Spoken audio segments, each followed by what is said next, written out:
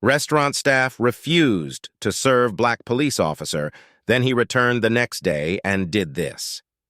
A restaurant staff refused to serve this black man at a diner.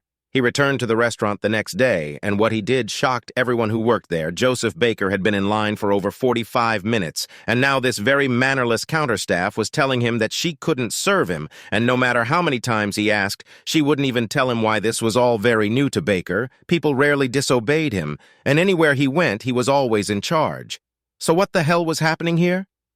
Baker could now clearly see that his authority would have no weight here. The counter girl was very arrogant, but she was making a very big mistake because she didn't know who Baker was.